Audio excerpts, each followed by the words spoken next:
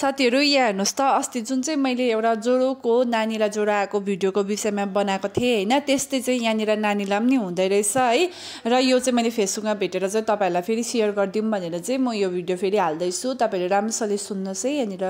नातिन न नातिन दबाई लिनु पर्छ के नातिन केही हुन्न केही पनि हुन्न नातिन नातिन केही पनि हुन्न ल छोरा त अलि हेरौ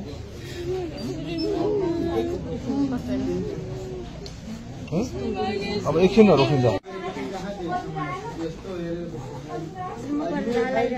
आउनु नि त त्यहाँ त आइरहेको सुन त कति दिनदेखि ज्वरो आएको थियो 10-12 दिनदेखि ज्वरो आएको छ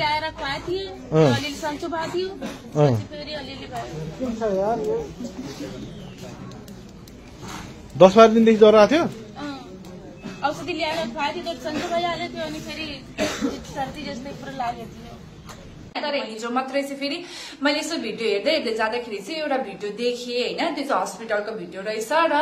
त्यो चाहिँ मसँग पनि घटेको थियो उहाँलाई चाहिँ घट्यो है त्यो चाहिँ मसँग पनि अलरेडी घटिसकेको थियो त्यही भएर चाहिँ म हजुरहरूको सामु यो भिडियोमा चाहिँ म त्यो कुरा शेयर गर्न जाँदैछु तपाईहरुले है मजाले सुनिदिनुहुन्छ भन्ने आशा राख्दछु र